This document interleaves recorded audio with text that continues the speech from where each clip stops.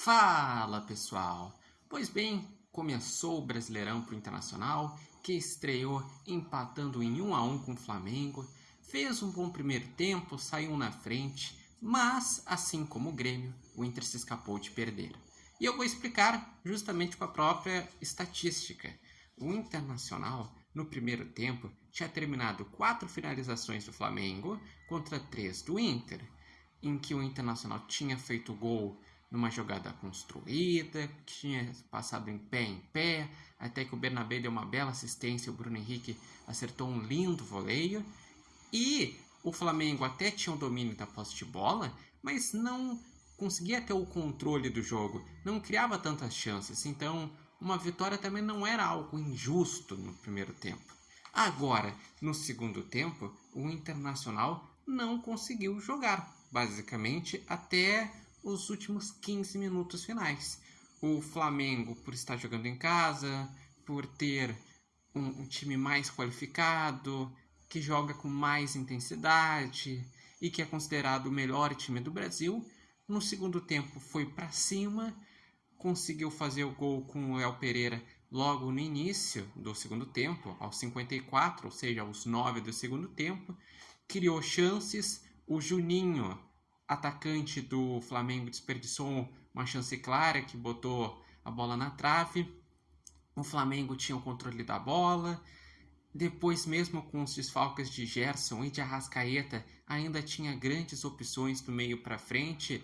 Entrou, por exemplo, num segundo tempo, o Everton Cebolinha. O Flamengo teve mais a posse de bola, a diferença de número de finalizações ficou grande, 19 finalizações do Flamengo, 5 na direção do gol, contra 5 do Inter, contra uma na direção do gol. E o Internacional foi elogiado depois do jogo pelo próprio Felipe Luiz, dizendo que o Brasileirão tem um alto nível, tendo jogadores de qualidade como Alan Patrick, como o próprio Valência, em que exige jogadores de nível europeu, exige muito taticamente, tecnicamente, entendendo que o Flamengo está num nível muito alto, mas que mesmo que tinha se preparado sabia que ia ser um confronto difícil. E realmente foi. Foi um confronto que, taticamente, o Inter foi inteligente em fechar os espaços. Mas aí que tá. Esse jogo, assim como o jogo contra o Flamengo no ano passado no Maracanã, e o próprio jogo contra o Flamengo no Beira-Rio no ano passado, mostra uma coisa. O Inter ainda tem que apresentar mais intensidade nesse tipo de jogo. Precisa encontrar soluções nesse tipo de jogo.